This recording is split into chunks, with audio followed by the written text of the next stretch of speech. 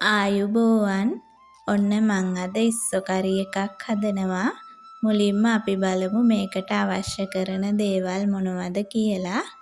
සෝදා පිරිසිදු කරගත් ඉස්සෝ, උකු පොල් කිරි, ගම්මිරිස් කුඩු, ඉඟුරු, සුදු ලූණු, තක්කාලි, අමු මිරිස්, කරපිංචා, රම්පේ, ලුණු කුඩු, කහ කුඩු, තුණුපහ කුඩු, මිරිස් කුඩු, අබ ඇට, කුරුඳු පොතු, මුරුංගා කොළ.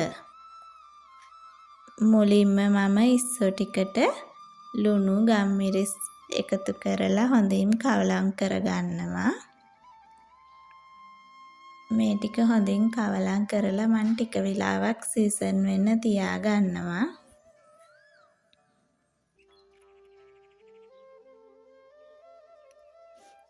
දැන් පෑන් එකක් ලිපේ තියලා ඒකට මම තෙල් ටිකක් එකතු කරගන්නවා. තෙල් ටික හොඳින් රත් වෙද්දී අබ ඇට ටිකක් එකතු කරනවා. සුදු ලූණු, ඉඟුරු, රම්පේ, කරපිංචාත් එකතු කරලා මේ ටික ටිකක් බෙද ගන්නවා. ඒ ටික ටිකක් බෙදෙද්දි මම ඒකට ලූණු, අමු මිරිස් ටිකත් එකතු කරගන්නවා. කුරුඳු පොතු එකතු කරලා මේක හොඳින් කවලම් කරගන්නවා. දැන් මේකට මිරිස් තුන පහ ටිකත් එකතු කරගන්නවා.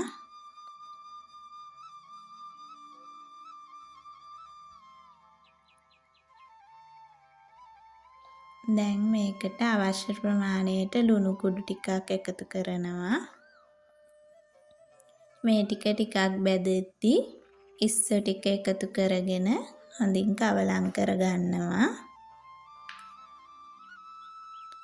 ඉස්සෝ ටික ටිකක් කවලම් කරලා මම මේකට තක්කාලි ටිකත් එකතු කරගන්නවා.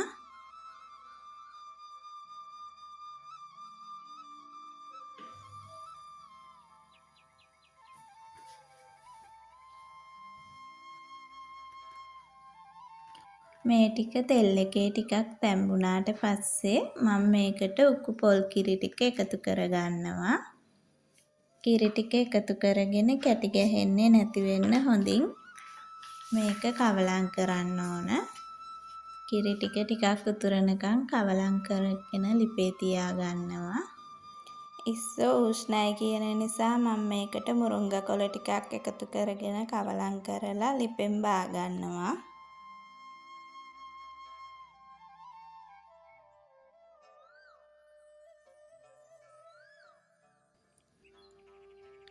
අද මං ඉස්සෝ කරි එක මේ විදියට පිළිගන්වනවා.